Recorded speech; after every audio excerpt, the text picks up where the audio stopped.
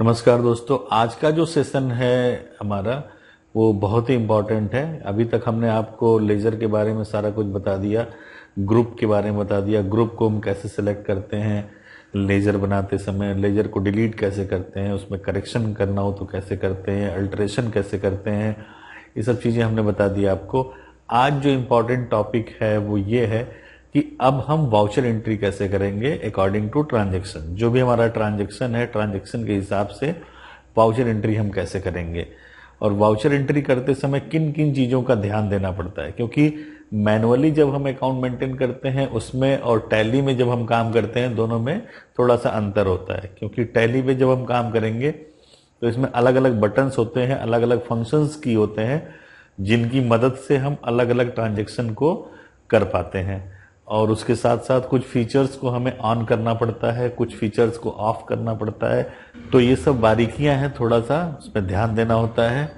तो आज का सेशन बहुत इम्पॉर्टेंट है, तो उम्मीद करता हूं कि आपको बहुत अच्छा लगेगा और वीडियो को लास्ट तक देखिएगा।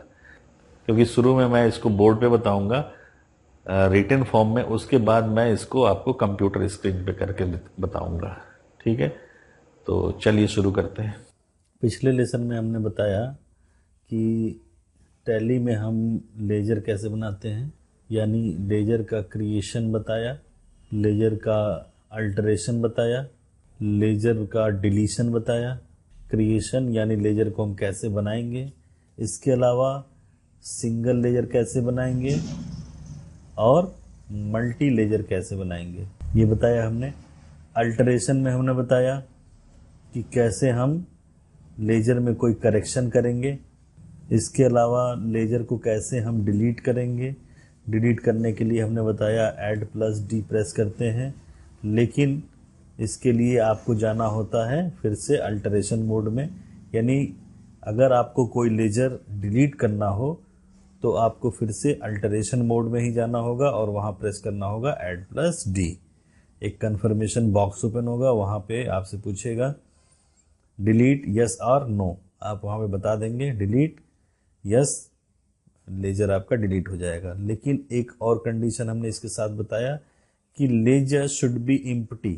लेजर क्या होना चाहिए, खाली होना चाहिए।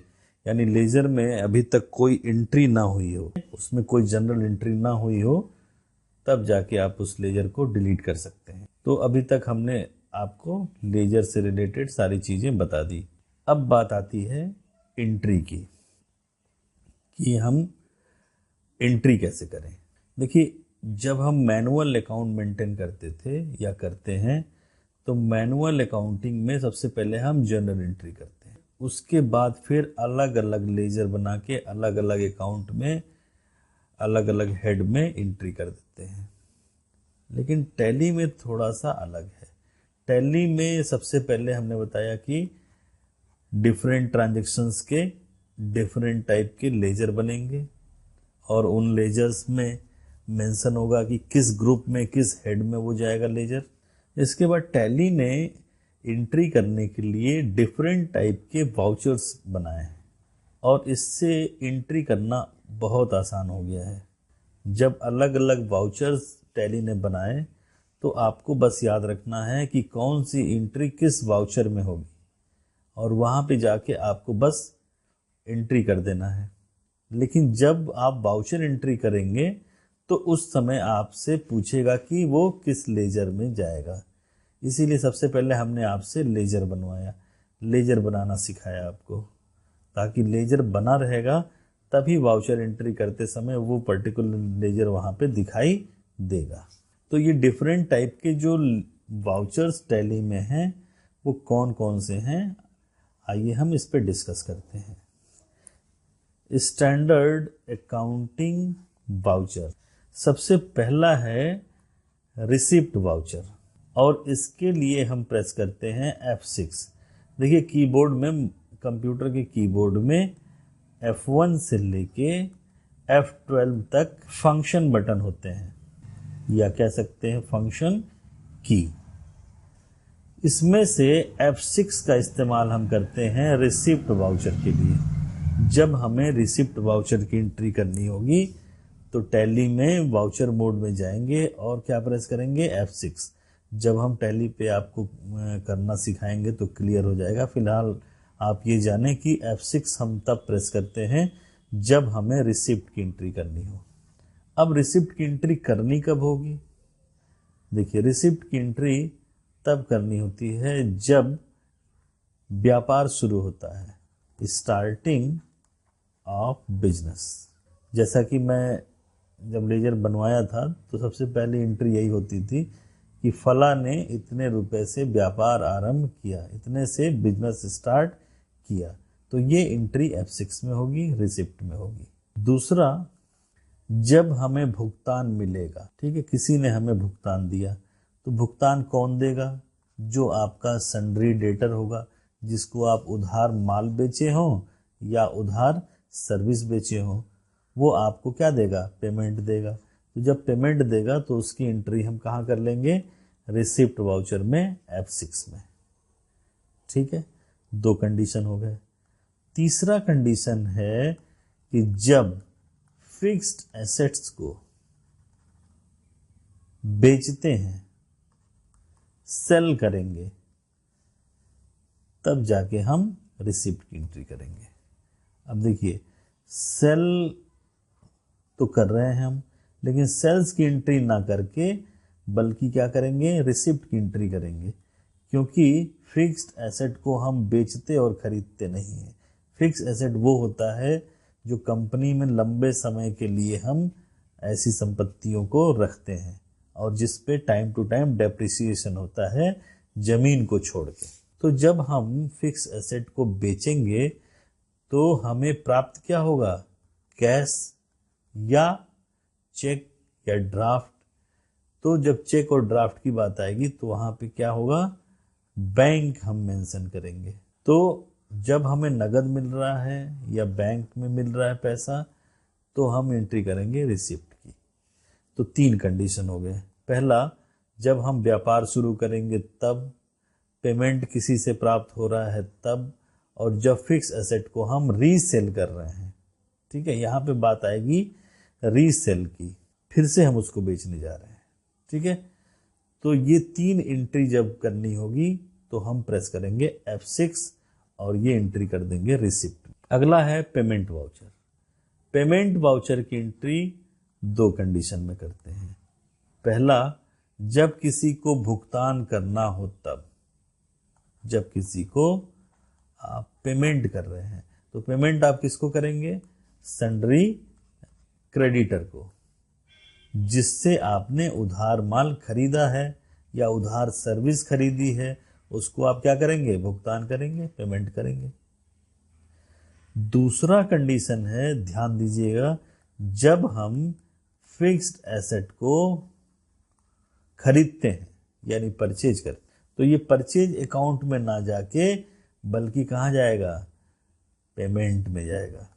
जब हम फिक्स एसेट खरीदेंगे तो पेमेंट की एंट्री करेंगे और इस्तेमाल करके जब फिक्स एसेट को बेचेंगे तो रिसिप्ट की एंट्री होगी। ध्यान रहे। अगला, कंट्रा वाउचर। कंट्रा वाउचर की एंट्री 3 कंडीशन में होती है। पहला, डिपॉजिटेड इनटू बैंक। जब बैंक में हम पैसा जमा करेंगे तब कंट्रा की एंट्री होगी और हम प्रेस करते हैं F4। जब बैंक से पैसा निकालेंगे तब, विथड्रॉन फ्रॉम बैंक। जब बैंक में पैसा जमा करेंगे तब, बैंक से पैसा निकालेंगे तब F4 की एंट्री करेंगे यानी कंट्रा की एंट्री करेंगे। और तीसरा है transfer of fund from one bank account to another. जब एक बैंक से पैसा निकाल के और दूसरे बैंक में हम जमा करेंगे तब किसकी एंट्री होगी? कंट्रा की। तो 3 कंडीशन में हम कंट्रा की एंट्री करते हैं। जब बैंक में पैसा जमा करते हैं तब, बैंक से पैसा निकालते हैं तब, और एक बैंक से निकाल के और दूसरे बैंक में जमा करते हैं।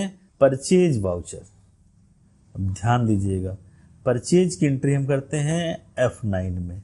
वो वस्तुएं जिसको हमें खरीदने के बाद प्रॉफिट लेके बेचना हो, सेल करना हो, या वो वस्तुएं जिसको हम अपने यहां मैन्युफैक्चरिंग में यूज करेंगे।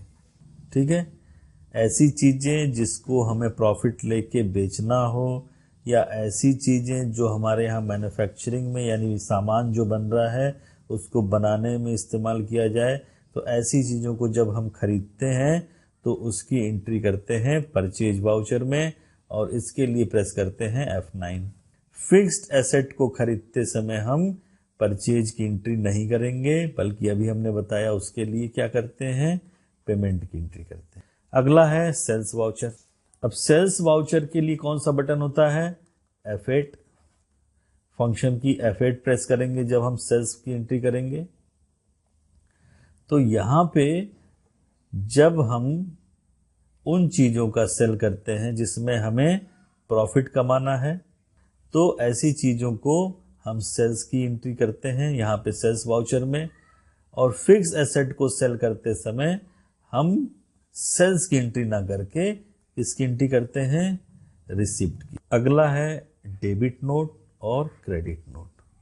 भाई अगर हमने माल को परचेज किया है तो व्यापार में हो सकता है कि कुछ माल खराब निकल जाए या कुछ माल बच जाए, तो ऐसे माल को हम क्या करते हैं, रिटर्न भी करते हैं। तो इस रिटर्न को हम क्या कहते हैं, परचेज रिटर्न। आया समझ में? यानी खरीदे हुए माल को जब हम वापस करते हैं पार्टी को, जिस पार्टी से हमने माल खरीदा था, तो उसको कहते हैं परचेज रिटर्न। और इस परचेज रिटर्न को हम बोलते हैं टैली की भाषा में डेबिट नोट। ठीक है, और डेबिट नोट की एंट्री करने के लिए हम प्रेस करते हैं Alt बटन के साथ F5। तो डेबिट नोट जब भी आएगा आपके सामने, आप क्या समझेंगे कि वो परचेज रिटर्न है। अगला है क्रेडिट नोट।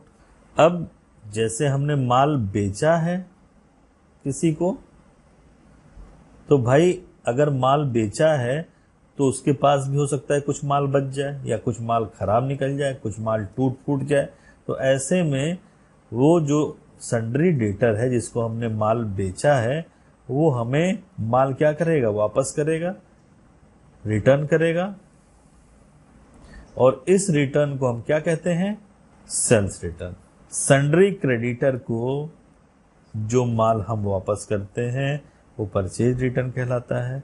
सन्ड्री डेटर जो माल हमें वापस कर देता है वो सेल्स रिटर्न कहलाता है। परचेज रिटर्न का लेजर भी परचेज में ही बनता है, परचेज का लेजर भी परचेज में ही बनता है, सेल्स का लेजर सेल्स में ही बनता है, सेल्स रिटर्न का भी लेजर सेल्स में ही बनता है। यानी डिडक्शन वो परचेज में से ही करेगा, डिडक्शन वो सेल्स में से ही करेगा। ठीक है, तो जब हम सेल्स रिटर्न करते हैं तो ऐसे में हमारे सामने आता है क्रेडिट नोट, क्रेडिट नोट। और इसके लिए हम प्रेस करते हैं Alt बटन के साथ। तो डेबिट नोट हो गया परचेज रिटर्न के लिए, और क्रेडिट नोट हो गया सेल्स रिटर्न। अब सबसे इंपॉर्टेंट आ रहा है आपके सामने जनरल वाउचर। ऐसी एंट्री जो अभी तक जितने भी हमने वाउचर्स बताए उसमें ना किया जा सके, वो सारी एंट्री किस में होगी, जनरल में होगी। तो जनरल जो है वो सबसे इम्पॉर्टेंट लेजर वाउचर एंट्री कहलाता है। जैसे जब हमें एडजस्टमेंट करना होता है तो एडजस्टमेंट की एंट्री हम जनरल वाउचर में करते हैं। जैसे एग्जाम्पल के लिए कि राम को 10,000 रुपए का माल हमने उधार बेच दिया, राम ने 2,000 रुपए का माल वापस कर दिया, तो सेल्स में कितना दिखाएगा, 8,000 रुपए का माल। अब जब वो 8,000 रुपया हमारे पास देने के लिए आया या भेजा, तो हमने उसको 500 रुपये क्या कर दिया, डिस्काउंट दे दिया। तो उससे अब हम कितना ले लेंगे, 7,500 रुपया हम क्या कर लेंगे, रिसीव कर लेंगे। तो जब 7,500 रुपये हम रिसीव कर लेंगे, तो जब बैलेंस शीट हम देखेंगे तो वहां पे सन्ड्री डेटर के आगे 500 रुपया दिखा रहा होगा, क्योंकि पाना कितना था 8,000, पाए कितना उससे 7,500। तो 500 रुपया भी दिखाएगा हमारा एसेट साइड में, करेंट एसेट साइड में। लेकिन हमने राम से कह दिया कि जाओ भाई, ये हम आपको क्या कर दे रहे हैं, डिस्काउंट दे रहे हैं। तो ये डिस्काउंट की एंट्री क्या कहलाएगी, एडजस्टमेंट की एंट्री। अब हमें एडजस्ट करना होगा किसके किसके बीच में, इनडायरेक्ट एक्सपेंस और राम के बीच में। क्योंकि जो हम 500 रुपये डिस्काउंट दे रहे हैं राम को, वो हमारे यहां किस हेड में जाएगा, इनडायरेक्ट एक्सपेंस में। तो ये रहा डिस्काउंट देने की बात। इसी तरह से डिस्काउंट जब हम लेंगे, यानी सन्ड्री क्रेडिटर क्या करेगा, हमको डिस्काउंट देगा। तो जब डिस्काउंट देगा तो उसकी एंट्री भी हम किस में करेंगे, F7 में। क्योंकि जो डिस्काउंट मिल रहा है हमारा वो क्या कहलाएगा, इनडायरेक्ट इनकम। डिस्काउंट मिला इनडायरेक्ट इनकम, डिस्काउंट दिया इनडायरेक्ट एक्सपेंस। तो इस तरह के जितने भी एडजस्टमेंट की एंट्रियां हैं वो सारी की सारी किस में होती हैं, F7 में होती हैं, और इसको हम कहते हैं जनरल वाउचर। तो आज हमने आपको कुछ वाउचर्स के बारे में बताया, जैसे F6 रिसिप्ट के लिए, F5 पेमेंट के लिए, F4 कंट्रा के लिए, F8 सेल्स के लिए, F9 परचेज के लिए, ठीक है। फिर डेबिट नोट बताया और क्रेडिट नोट बताया, और एक हमने बताया जनरल वाउचर, जिसके लिए हम प्रेस करेंगे F7। रिसिप्ट की एंट्री कब कब होगी, जब हम व्यापार शुरू करेंगे तब, किसी से भुगतान मिलेगा तब, और जब हम फिक्स एसेट को बेच देंगे तब। पेमेंट की एंट्री कब करेंगे, जब हम किसी को भुगतान करेंगे तब, और जब हम फिक्स एसेट किसी से खरीदेंगे तब। कंट्रा की एंट्री यानी F4 की एंट्री कब करेंगे हम, जब हम बैंक में पैसा जमा करेंगे तब, बैंक से पैसा निकालेंगे तब, और एक बैंक से दूसरे बैंक में ट्रांसफर करना होगा तब। F8 यानी सेल्स की एंट्री कब करेंगे, जब हम माल बेचेंगे तब, और F9 की एंट्री तब करेंगे जब हमें माल खरीदना होगा तब। डेबिट नोट कब होगा, जब परचेज किया हुआ माल हम पार्टी को वापस करेंगे तब। और क्रेडिट नोट यानी सेल्स रिटर्न, जब बिका हुआ माल हमारे पास वापस आएगा तब। तो जनरल वाउचर की एंट्री करते हैं जब हमें एडजस्टमेंट करना होगा तब, ठीक है। तो उम्मीद करता हूं कि आज का लेसन आपको समझ में आया होगा, ठीक है। बाकी आगे नेक्स्ट लेसन में मैं बताऊंगा। तब तक के लिए थैंक यू सो मच।